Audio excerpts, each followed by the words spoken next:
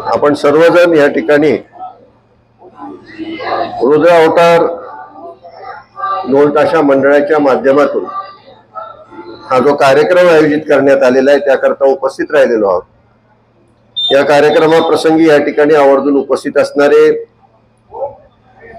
माजी नगरसेवक किशोरसिंह नाईक निंबाळकर, त्याचप्रमाणे दादासाहेब चोरमले, नगरसेवक विशाल तेली, त्याचप्रमाणे पंकज पवार सर, सौ स्मिताताई शहा, सौ कविताताई मदने, युवराज निकम, अभिजित जानकर, भाऊसाहेब कापसे देखील या ठिकाणी उपस्थित आहेत। बाबू जाधव या ठिकाणी उपस्थित आहेत। वास्तविक व्यासपीठावरचे सर्वच मान्यवर आणि आवर्जून या कार्यक्रमासाठी मुंबईहून पुण्याहून या प्रकारातले विशेष ज्यांनी प्रावीण्य मिळवलेला आहे आणि सातत्याने पुण्या मुंबईला हा पारंपरिक आपला ढोल ताशा ची मंडळं ते चालवतात ते अनेक प्रमुख कलाकार या ठिकाणी उपस्थित आहेत। त्यामध्ये अमितजी पवार, हेमांगिनीताई राठोड, मिलन भोईर, मयूर गायकवाड, कुणाल वायकर, मयूर तुपे, अनिकेत जाधव, खुशीताई चौधरी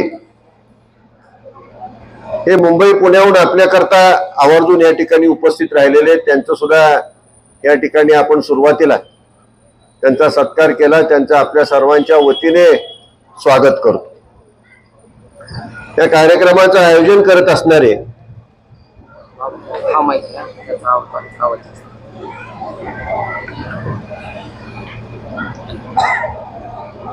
रोहित आणि त्यांचे सर्व सहकारी, आपण या ठिकाणी उपस्थित असणारे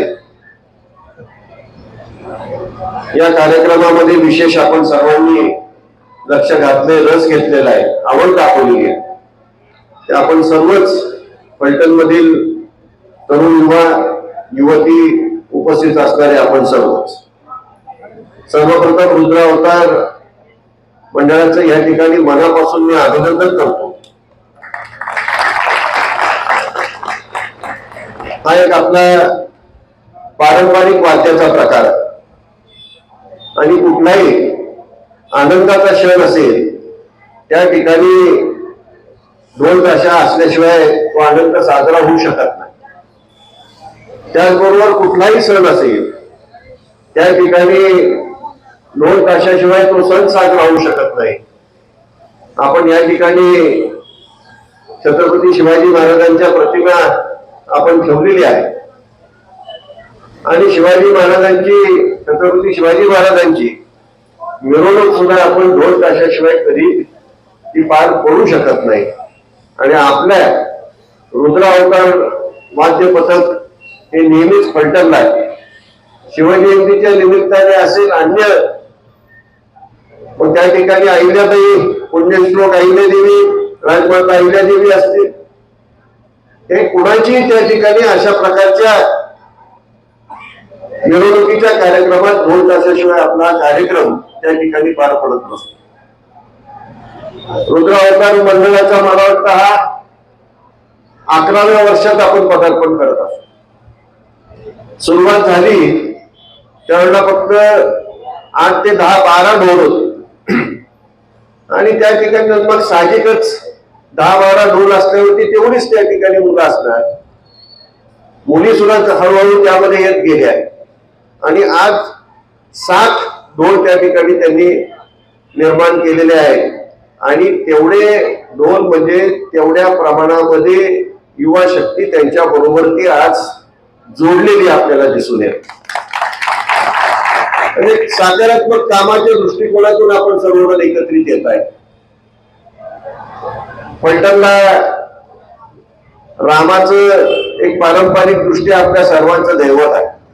राम मंदिरा शेजारीच आपण सर्वजण आहोत। रामाचा रथ फलटणला एक फार मोठा आपल्या सर्वांच्या दृष्टीने एक विशेष दिन, एक सणाचा उत्सवाचा दिवस असतो। आणि तिथं सुद्धा रथासमोर आपला रुद्र अवतार पथक हा नेहमीच त्या ठिकाणी हजर असतो आणि रामाचं स्वागत सुद्धा रुद्र अवतार वाद्य पथकाच्या माध्यमातून त्या ठिकाणी होत असताना आपल्याला दिसत आहे.